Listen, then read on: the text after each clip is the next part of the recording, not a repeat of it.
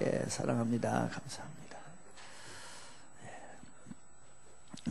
우리가 한 달에 한 번씩 이렇게 주변에 있는 식당들을 이렇게 찾아가서 이렇게 식사를 목장별로 하고 있는데요.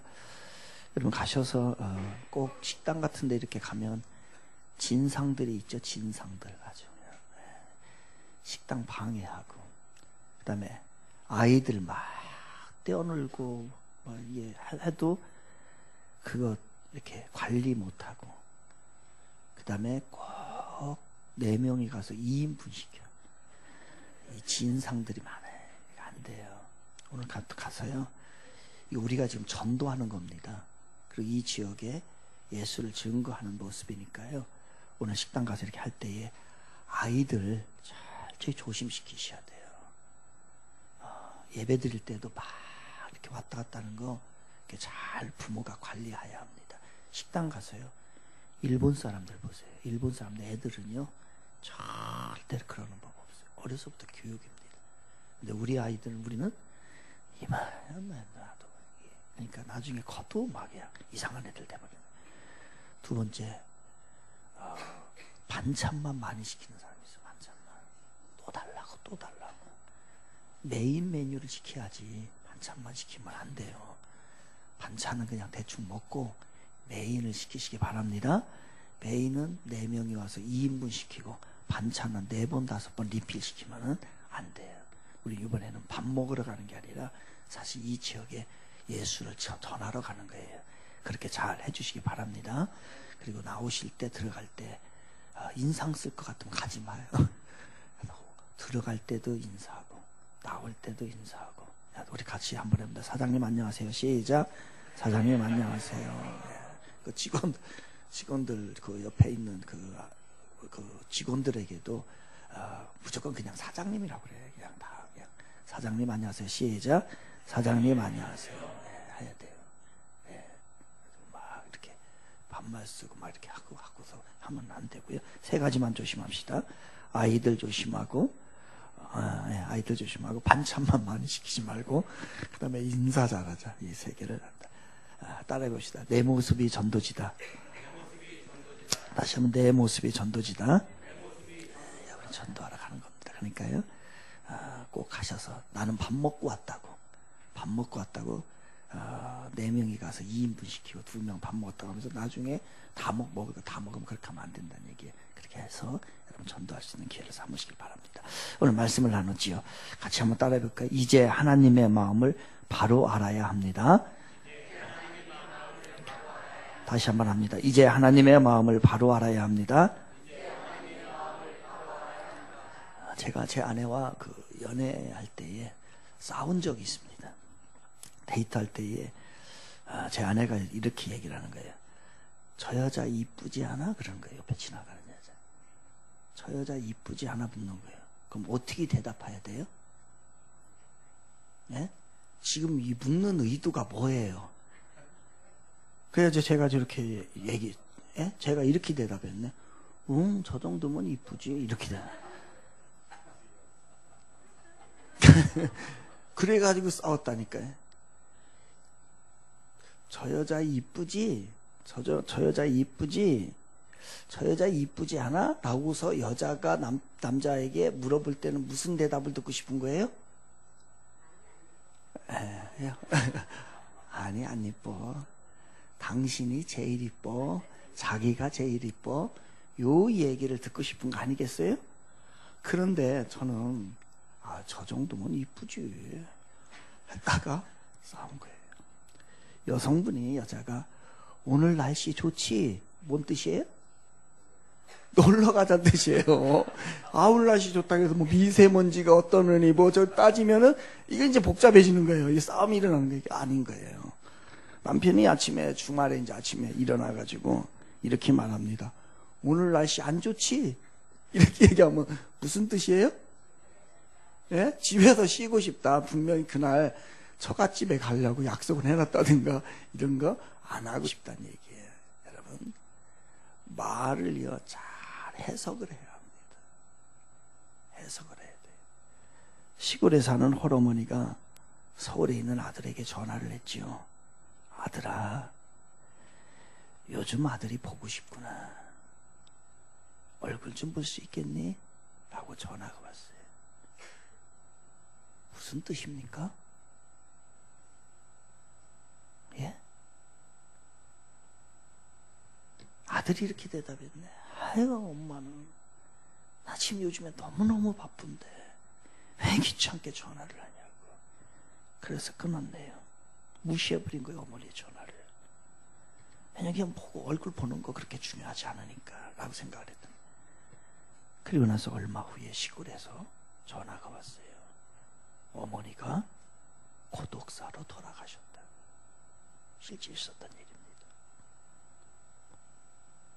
어머니가 너무 힘들었던 거예요. 그래서 아들을 보고 싶고, 내가 아프구나. 내가 지금 죽을 망치 이상하게 아프구나. 그래서 나 좀 와서 좀 돌봐줘라. 이 얘기인데, 그냥 뭐 그대로 해석을 한 거예요. 외로움을 제대로 해석을 하지 못해서 결국은 후회하는 일이 발생을 했던 겁니다. 사람은 자신에게 발생하는 여러 사건에 대해서 제대로 해석을 하지를 못합니다. 조금만 좀 우리가 관심을 갖고 조금만 더 깊이 본다고 한다면 그 뜻이 무엇이고 그 일어난 사건이 무엇인지를 알 텐데, 그런데 그렇게 하질 않고 그냥 액면 그대로 받아들이는 경우가 너무너무 많다는 얘기예요.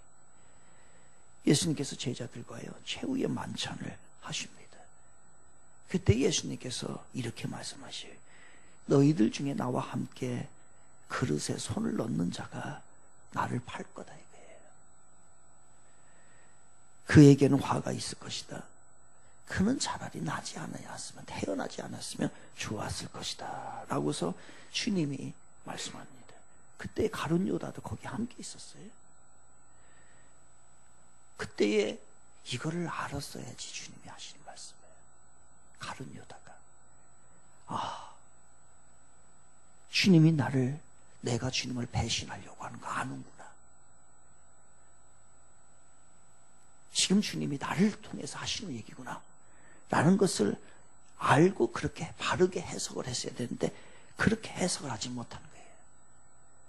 바르게 해석해서 주님 잘못했습니다. 사실은 제 마음에 그런 마음이 있었습니다. 지금 내가 돈이 필요했거든요. 하나님 그 돈 벌려고 그랬습니다. 용서해 주세요 라고 하면서 돌아섰어야지. 그런데 어떡합니까? 그 예수님이 그렇게 말씀하시니까 대답하는데 말이에요. 저는 아니죠. 가른다 이렇게. 저는 아니죠. 그랬더니 예수님이 내가 말했다. 그게 뭐예요? 너란 얘기다. 네가 지금 네 마음에 잘못된 마음을 가지고 있구나. 이 얘기를 했는데 이걸 해석을 못하는 거야. 네가 범인이야. 내가 하는 얘기는 지금 너 얘기하는 거야. 그런데 가룟 유다는 그걸 해석하지 못하고 내가 아니죠? 나는 아니죠? 라고서 이야기하니까 결국은 그것으로 인해서 그 해석을 제대로 못해서 하나님의 마음을 아프게 하고 결국은 신앙의 최고의 역적이 된 거 아니에요. 그게 가룟 유다의 모습이 된 겁니다. 이때에 바로 알았다면 얼마나 좋았을까요? 예수님이 하시는 말씀에 그 의도를 바로 알았다면 회개할 기회를 얻게 되고 다시 신앙생활을 할 수 있게 되고 용서를 받으시던데 그렇게 하지 못했어요. 신앙으로 해석을 해야 할 때 해석하지 못하잖아요.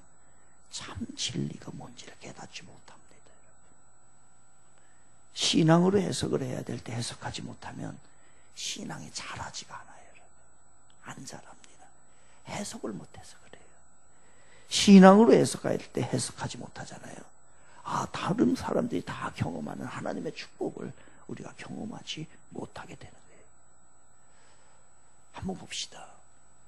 우리를 내려놓고 한번 보자고요. 교회 생활을 오래 해도 신앙이 전혀 자라지가 않아요. 왜일까요? 간단해요. 하나님의 말씀을 제대로 해석하지 못했기 때문에 그래요. 하나님의 의중을, 하나님의 마음을 바로 알지 못했기 때문에요. 다 자기 식대로 자기대로 살고 자기대로 신앙생활을 하기 때문에 그렇습니다. 자기의 목적대로 살기 때문에 그런 거예요. 사도행전 24장에 보게 되면 로마에서 그 이스라엘에 파송한 멜릭스라고 하는 총독이 있습니다. 이 총독이 그 총독으로 재임을 할 때에 사도 바울이 감옥에 갇히게 돼요. 그때에 이 바울을 만나면서 바울에게 그리스도가 도대체 누구냐 라고서 계속 전해달라고 하고 바울은 그 기회를 놓치지 않습니다. 그래서 열심히 예수 그리스도에 대해서, 구원에 대해서, 생명에 대해서 열심히 증거합니다. 그것도 한 번도 아니고 여러 번 그런 일에. 그런데 그렇게 여러 번 들었는데 결국은 그 멜릭스의 반응은, 총독의 반응은요, 신앙적인 반응을 하지를 않습니다. 못해요. 왜냐하면 복음의 본질에 대해서 제대로 해석을, 이해를 하지를 못했기 때문에 그래요. 천하의 사도 바울이 복음을 증거해도 그 예수님 다음으로 위대하다라고 하는 사도 바울이 그 앞에서 한 번도 아니고 여러 번 복음을 증거해도 그가 그 복음을 받아들이지 못하게 되는 겁니다. 왜 그러냐면요, 믿음에 대해서, 복음의 본질에 대해서 제대로 해석하지 못했기 때문에 그래요. 왜 그런 일이 벌어져요? 바로 관심이 다른 데 있었기 때문에. 벨릭스는 복음은 듣기는 들었지만 그것에 관심이 있는 게 아니라 무엇에 관심이 있어요? 세상의 물질의 체면에, 자기 위치에 관심을 갖다 보니까 그가 복음을 받아들이지 못하게 되는 거예요. 믿음으로 해석하지 않잖아요. 믿음으로 받아들이지 못하잖아요. 그러면 구원도, 축복도, 생명도 어느 것 하나도 제대로 얻지 못하고 성장하지 못하게 됩니다. 하지만 믿음으로 반응하면 달라져요. 그것을 해석을 잘하고 믿음으로 반응하면 성장을 하게 되고 축복을 누리게 되고, 그리고 하나님의 구원에 이르는 그러한 일이 우리에게 발생을 하는 거예요. 제가 이게 요즘에 신방을 다니잖아요. 신방을 다니면 한 가정에서 한 평균적으로 제가 사용하는 시간 2시간에서 2시간 반 정도로 사용합니다. 오고 가는 시간 빼고요. 이렇게 다닙니다. 그래서 조목조목 이렇게 좀 이렇게 점검을 하는 그런 시간 뭘 하고 있습니다. 하고 나면은 반응이 세 가지예요. 반응이 잘 받아들입니다. 어떤 분은요 정말로 잘 받아들여요. 이런 부분에서 이런 부분에서 이렇게 얘기하면 그 부분을 잘 받아들이고 그대로 실천해요. 참 복된 인생이지. 참 복된 인생. 그런데 어떤 사람 또 한 분은요 잘 들어요. 한 귀로 흘려버려요. 듣긴 듣는데 흘려버려요. 또 하나의 반응이 있어요. 세 번째 반응이면 나중에 딴 얘기예요. 한 2시간을 걸쳐서 복음에 대해서 이야기하고 신앙에 대해서 얘기하고 진실된 조언을 하고 하면은요 나중에서 딴 얘기. 세 가지 반응이에요. 스탠포드 대학의 고렌구리 월튼 교수와 연구팀이 연구를 했는데, 공부에서 지루함을 어떻게 떨칠까라고 하는 연구를 했는데, 그 연구에 앞서 학생을 세 가지로 분류합니다. 그 학생들을 세 가지로 분류하는데 이렇게 분류를 했더라고요. 첫째, 공부에 별다른 의미를 느끼지 못하는 학생들. 두 번째, 공부를 할 때 자기중심적 목적이 강한 학생들. 세 번째는요, 배움의 목적을 두고 자신의 분야에 진실된 이해를 가지고 있는 학생들. 이 세 가지 분류가 있더라는 거예요. 근데 이 연구팀에 의하면요, 어디가 공부를 잘하고 공부에 성취를 하고 인생이 잘 풀려나가겠어요? 세 번째죠. 배움의 목적을 두고 자신의 분야에 진실된 이해를 가지고 있는 학생들이래요. 제가 보니까 이거 똑같아요. 제가 신방을 다니면서 경험한 거나 이거나 똑같아요. 저는 이 글을 보면서 신앙의 대비를 이렇게 시켜봤습니다. 세 가지 분류예요. 첫째, 신앙생활에 별다른 의미를 느끼지 못하는 성도들. 신앙에 별 의미가 없네요. 두 번째, 신앙생활을 할 때 자기 중심적 목적이 강한 성도들. 학생들 똑같은 거예요. 세 번째, 신앙생활의 목적을 알고 하나님에 대해 진실된 이해를 가지고 있는 성도들. 똑같은 거예요. 어느 사람이 신앙이 성장을 하고 구원에 이르고 하나님의 축복을 받겠어요? 어느 학생이 공부를 잘하고 자기 분야에 성취를 하겠습니까? 우리는 뭐든지요, 신앙적 관점에서 해석해야 합니다. 그래야 깨달음이 있게 되고 변화가 나타나게 되고, 그래야 구원을 받게 되고, 그래야 천국에 가게 되고, 그래야 하나님을 진심으로 만나게 되고 하나님이 주시는 그 놀라운 영원한 생명을 우리가 갖게 되는 거예요. 오늘 본문 39절에 보면 예수님께서 십자가에 못 박히신 한 강도, 이 한 강도는요, 하나님의 아들 예수 그리스도를 구세주로 여긴 것이 아니라 정신병자로 여겼어요. 마치 미치광이처럼 그렇게 해석을 해버린 거예요. 그러니 그 결과 이 사람은 영혼의 구원을 받지를 못하고 마지막 주어진 그 기회를 상실해버리는 아주 안타까운 일이 발생을 했습니다. 창세기에 보게 되면 하나님께서 아담과 이브에게, 아담과 하와에게 선악을 알게 하는 실과를 따먹지 말라. 먹으면 정령, 먹으면 네가 죽으리라 말씀합니다. 어떻게 해석했어요? 아, 그렇구나. 선악을 알게 하는 상 먹으면 안 되는구나. 이렇게 생각을 하고 이걸 이대로 신앙적인 관점에서 받아들였어야 되는데 이렇게 받아들이질 못했네요. 어떻게 했습니까? 저거 먹으면 우리도 하나님처럼 될 수 있대. 우리도 하나님처럼 눈이 밝아질 수 있대 라고 생각을 하고 그렇게 해석을 했던 거예요. 여러분, 지금 시대는요, 해석을 어떻게 하느냐가 굉장히 중요해요.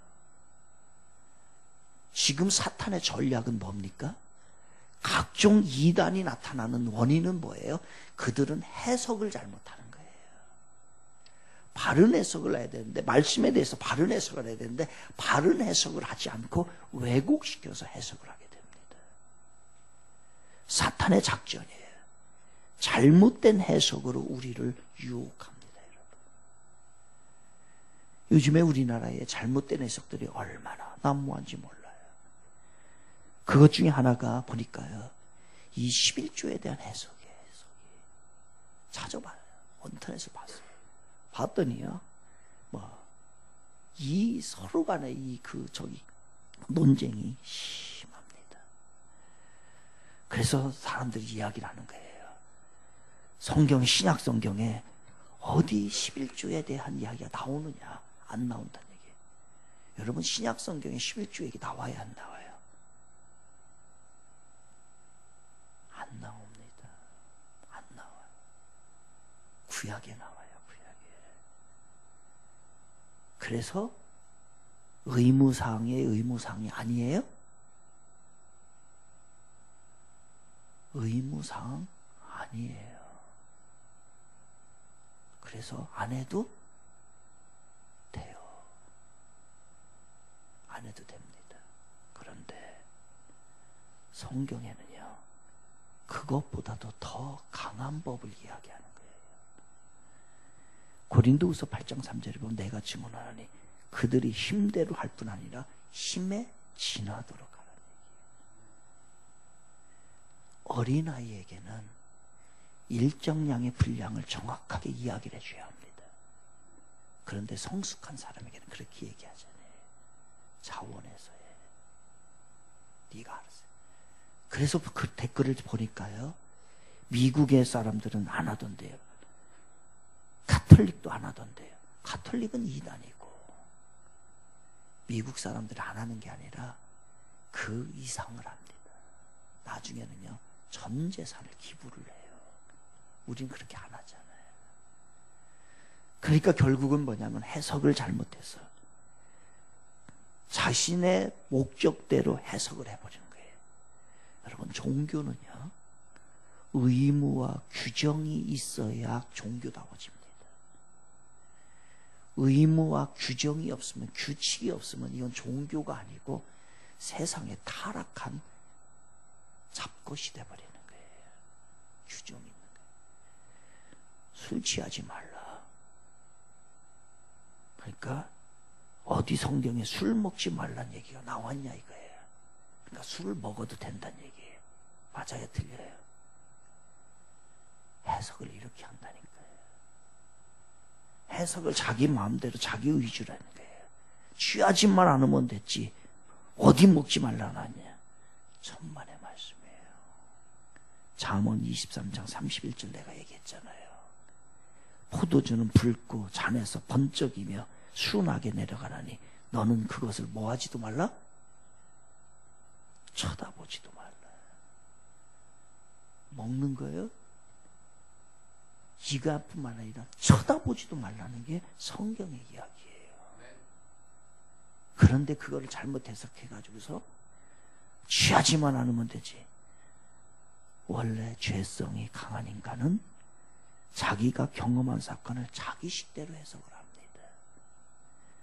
정서가 불안한 사람은 뭐든지 불안한 쪽으로 해석을 해요. 부정적인 생각을 가지고 있는 사람은 매사를 부정적인 쪽으로 해석을 해요. 불평이 많은 사람은 매사를 불평이 많은 쪽으로 해석을 하게 돼요. 신앙이 없는 사람은 신앙이 없는 쪽으로 해석을 해버려야 돼요. 아주 진실된 것도 신앙이 없고 불평하고 불순종하고 왜곡된 부정적인 쪽으로 해석을 하다 보니까 한도 없이도 끝도 없이 커지게 되는 거예요. 변덕이 많은 사람 보세요. 변덕스러운 성격대로 해석을 합니다, 세상을. 하지만 성격이 차분한 사람 보세요. 인품이 되어 있는 사람 보세요. 차분한 마음으로 해석을 해요. 그 모습을 해석을 합니다. 이해심이 넓은 사람 보세요. 저기 넓기 때문에 다른 사람이 보지 못하고 다른 사람이 하지 못한 저쪽까지 보고 그렇게 이해를 하고 그렇게 해석을 하고 웬만한 거는 다 뭐든지 받아들이는 그러한 모습이 이해 넓은 사람에게는 있는 거예요. 여러분, 감사할 줄 아는 사람 보세요. 불평거리도 감사로 해석하더라고요. 감사로. 모든 것을 순종할 줄 아는 사람 보세요. 절대로 불순종 쪽으로 해석하지 않습니다. 순종할 수 있는 실적으로 해석을 하네. 그래서 신앙생활에, 개인생활에 이 걸림돌이 별로 없어요. 왜? 넘어갈 수 있거든. 그게 탁 넘어져가지고서 작은 것에, 작은 돌멩이에도 아니 자기가 거기 가서 넘어져 아예. 네, 자기가 그거 가서 저기 돌멩이인데 가서 넘어져야 되겠네 하고서 자기가 툭 부딪히고서 넘어지고서 누가 밀었다는 거예요. 밀긴 누가 밀어? 이게 왜냐면요 작기 때문에 그래요, 여러분. 그래서 삶에 대한 올바른 해석을 위해서 필요한 게 있어요, 여러분. 좋은 성격이 필요해요. 이걸 우리는 성품이라고 얘기합니다. 여러분, 좋은 성품, 좋은 성격 갖추기 위해서 어떻게 해야 돼요? 그거 하루아침에 안 바뀝니다. 좀 이따 얘기할게요. 삶에 대한 올바른 해석을 위해서는요, 첫째는 좋은 성격이 필요해요. 두 번째 또 하나요, 좋은 눈이 필요해요. 눈이 보배야, 눈이. 또 하나, 삶에 대한 올바른 해석에서는요, 믿음의 좋은 태도가 필요합니다. 믿음의 태도가 좋지 않으면 안 돼요. 그런데 좋은 성격이 하루아침에 됩니까? 안 됩니까? 안 돼요. 그리고 긍정적인 눈이, 부정적인 눈이 하루아침에 긍정적인 눈이 돼요? 안 돼요? 안 되더란 얘기예요. 제가 보니까 안 돼요. 저도 안 돼요. 잘 안 됩니다. 저도 믿음 좋은 태도를 갖고 싶은데 이게 잘 안 돼요. 어떻게 해야 돼요? 안 돼요. 안 됩니다. 그래서 이렇게 살면은 반드시 후회를 하게 돼요. 그러려면 평생 후회를 할 수 없잖아요.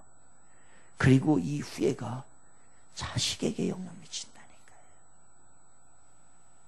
이거를 방지하지. 해결할 수 있는 방법이 있어요. 이걸 놓고 사투를 벌이며 하나님 앞에 기도해야 될 줄 믿습니다. 기도하세요. 하나님, 안 됩니다, 여러분. 내 마음, 내 맘대로도 안 되고 내 모습 내가 못 바꿔요. 아무리 책을 읽어보세요. 아무리 많이 배워보세요. 아무리 좋은 기도, 좋은 얘기 들어보세요. 잘 안 되더라고요. 그걸 진실하게 하나님 앞에 내어놓고, 하나님, 내가 이것 때문에 매번 후회합니다. 내가 좋지 않은 성격 때문에, 이것 때문에 다른 사람이 힘들게 합니다. 자식이 닮을까 두려워요, 하나님. 자식에게 영향 미칠까 두려워요. 나의 좋지 않은 이 태도 때문에, 믿음이 없는 태도 때문에 하나님, 내가 이게 어려움습니다. 그거를요, 주님 앞에 내어놓고 간절히 부여잡고 기도하는 수밖에 없습니다. 기도하여 삶을요, 올바른 모습으로 해석하면 그때의 좋은 성격도 만들어지고 긍정적인 눈도 발생을 하고, 그리고 믿음의 좋은 태도가 가져질 줄로 믿습니다. 바로 해석할 수 있어. 바로 해석할 수 있어. 오늘 본문에 보면 예수님께서 십자가에 매달 좌우에 강도 둘이 있잖아요. 한 강도는 성경에 매달린 주님을 바라보면서 내가 그리스도냐? 내가 그리스도냐? 네가 그리스도면 우리 좀 구원해봐 라고 하면서 얼마나 빈정대 옆에서 죽어가면서까지도, 자기가 지금요 죽어가요. 죽어가면서까지도 주님을 무시해버려요. 죽어가면서까지도 주님의 그 명예를 폄하합니다. 인류를 구원하기 위해서 그 죄값을 치르고 있는 그 순간에도요, 그걸 바로 옆에서 보면서도 그거를 깨닫지 못하는 거예요. 단지 그 밖으로 드러난 모습, 연약하고 그 다음에 초췌하고 수많은 사람들 비난받는 모습, 그것만 바라보면 그것으로 예수를 해석을 했던 거예요. 해석을 밖에 드러난 그 모습으로. 그런데 한 강도는 그렇게 해석하지 않았어요. 그 순간에 똑같은, 제가 봤을 때는 이 사람도 동업자예요. 둘이 똑같이 사는 거예요. 그러다가 둘이 잡혀가지고 한쪽에 이 살인을 하다가 잡혀서 한쪽에 매달린 거지요. 너 그 한강도가 얘기하는 거 아니에요? 폄하하고 있는 가운데 너 하나님이 두렵지 않냐? 이 강도는 눈이 열린 거예요. 주님을 해석하는 방법이 이제 옳게 해석할 수 있는 눈이 열렸던 거예요. 자기 욕심을 다 내려놓고 그 욕심을 치지 않고 자기를 욕하는 사람들을 미워하거나 원망하지 않는 그 주님의 모습을 바라보았다는 거예요. 육체의 고통 속에서도 거룩하고 그 다음에 그 신실한 빛을 끝까지 바라봐요.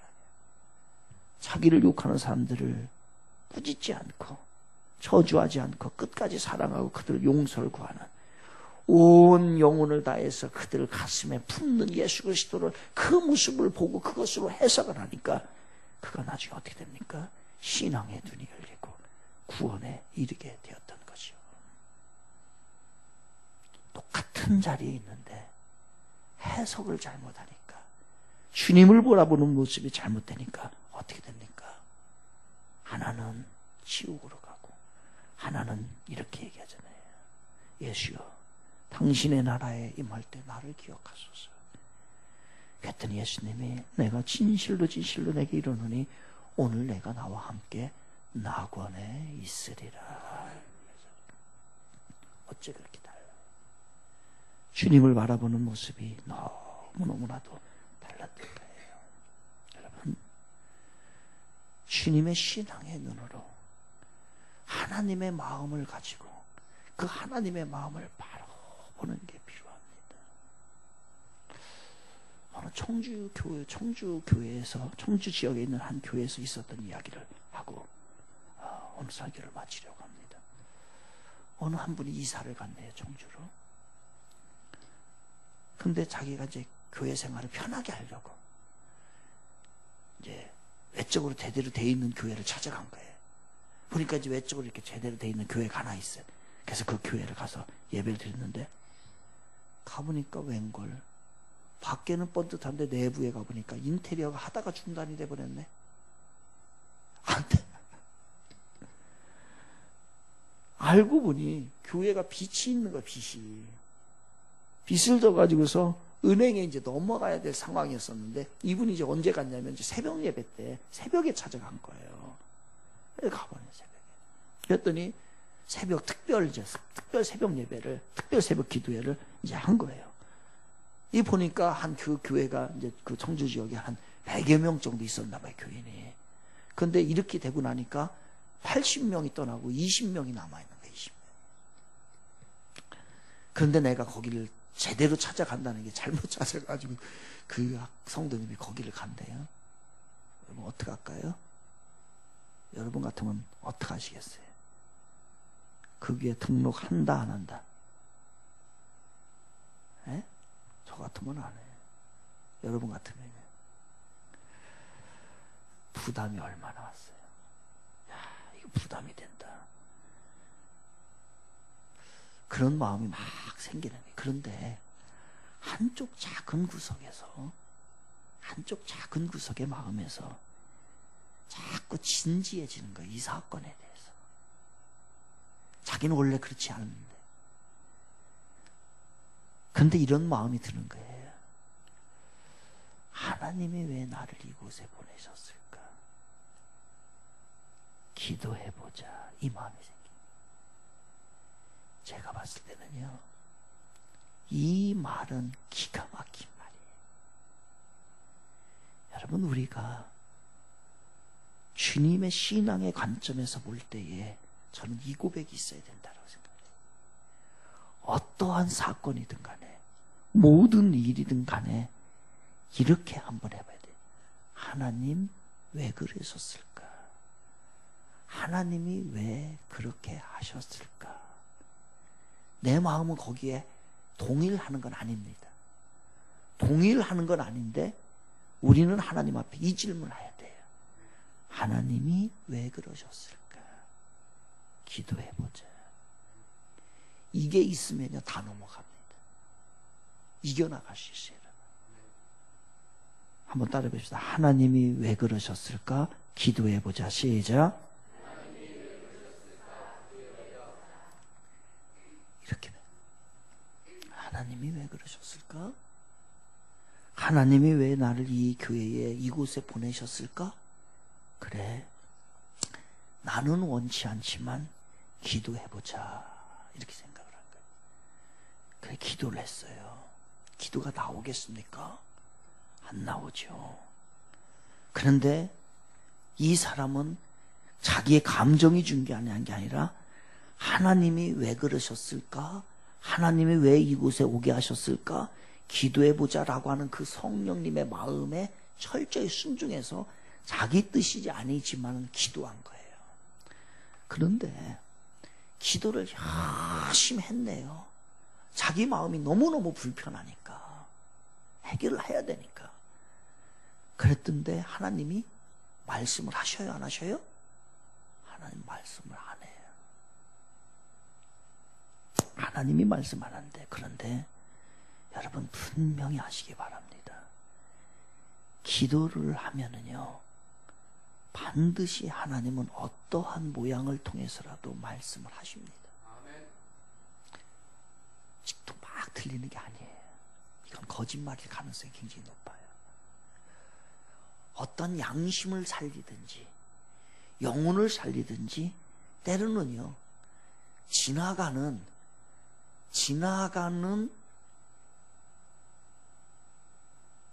찌라시를 통해서라도 하나님이 역사하셔요. 저기 한밭제일 장로교회가 있죠. 그 한밭제일 교회, 대전에서 제일 큰 교회. 지금 이제 이영환 목사님이 그 은퇴를 하셨는데 그 교회가 그 구석쟁이로 안 가죠. 저 관저던 끝으로. 거기가 몇 평이요? 몇천 평 됐죠. 그때에 거길로 목사님이 간다고 하니까 다 반대했다는 거예요. 왜? 거기에 땅값도 그렇고 거기에 발전 가능성이 없으니까요. 그랬는데 어느 날 이 목사님이 걸어가는데 무엇가 하나 와가지고 찌라시가 죄송합니다. 전단지가 딱 날라오다니 얼굴에 딱 붙더라는 거예요. 진짜 이게 전단지가 이게 바람이 날려가지고 전단지 딱 붙어가지고서 이게 뭔가 뛰어가지고 봤더니 거기에 땅 판다라고 해서 나왔더는 거예요. 왜냐면 이 목사님이 기도하고 있었는데. 그래서 이거다 라고 해가지고 했는데 지금은요 교인 한 사람도 찬성 안 했다는 거예요. 그런데 하나님은 전단지를 통해서라도 기도하니까 응답은 딱 붙는 거예요 이게. 그래서 오늘부터 전단지 잘 보고 다니시고요, 돈이 필요한 사람 그거 익자는 이렇게 돌리는 거 그것도 잘 보여요. 그런데 그렇게 하나님이 직접 말씀을 안 하시는데 마음 한구석에 이런 마음이 들더라는 거예요. 그 성도님이 너는 무엇이 답인지 알잖아. 이 마음이 자꾸 생기더라. 하나님이 이렇게 말씀을 하신 거예요. 마음에 너는 무엇이 답인지 알잖아. 난 모르지. 알아요 몰라요? 알지. 눈물을 흘리면서 고백을 한 거예요. 그때 하나님은 당신의 교회가 세상의 조롱거리가 되는 거 원치 않으시지요. 세워졌다가 무너지는 거 이거 원치 않은 거 아시잖아요. 이 고백 울고 또 울고 그 마음을, 그러니까 하나님이 말씀하신 거예요. 너 무엇이 답인지 알잖아. 너가 알고 있지. 그래 결단을 하는 거죠. 있는 게 뭐 있어요? 아무것도 없죠. 아무것도 없죠. 집 파는 거예요. 집 팔았어. 그래서 자기는 지하 전세로 가고 지하 전세 계산하니까 3억이 남더라고요. 3억을 현찰로 들고 가서 나중에 남아있는 20명이 자극을 받은 거예요. 그래 교회 온 지 얼마 되지도 않은 사람, 아니 등록도 제대로 하지 않은 사람이 저렇게 하는데 우리가 그래. 그래서 다 회복시키시고 그 가정 회복시키시고 자녀 잘되게 하시고 그 교회 부흥하고 한 사람이 신앙적으로 제대로 해석을 했더니 여러 사람이 혜택을 받고 축복을 받고 교회가 부흥하고. 여러분 신앙으로 해석하면 신앙적인 관점으로 보면 우리가 하나님의 마음을 압니다. 하나님의 마음. 하나님이 어떻게 하시는지, 하나님이 어떤 마음을 가지고 계신지 우리가 알아요. 근데 신앙적인 관점으로 해석하지 않잖아요. 그러면 하나님의 마음을 알 수가 없어요. 하나님의 마음을 안다면 얼마나 좋을까. 그분의 마음을, 그분을 흡족하게 해드릴 수 있다면 내가 얼마나 좋을까. 우리 인생이 그런 인생이 되어야 되지 않겠나. 하나님은 일어날 때 어떻게 하기를 원할까. 기도해보자. 섣불리 결정하라는 것도 아닙니다. 왜 그랬을까. 하나님은 기도하면서 하나님의 뜻을 구하고 하나님의 대해서 바로 알아가는 게 우리의 신앙의 모습이 되어야 될 줄 믿습니다. 오늘부터 뭐든지 신앙의 관점에서 바라보시기 바랍니다. 내 주변에 발생한 여러 사건들과 환경들을 신앙의 눈으로 바라보고 해석하고 거기에서 하나님의 마음을 좀 잡고 그 답을 따라서 말하고 결단하고 행동하면 후회를 줄일 수 있습니다. 근데 그렇지 않으면은 신앙의 성장도 안 하고 결실도 없고 하나님의 영광도 드러나지 않지요. 이제 하나님의 마음을 바로 알아가는 우리 사랑하는 성도들 우리 모두 되시기를 주님의 이름으로 축원을 드리겠습니다.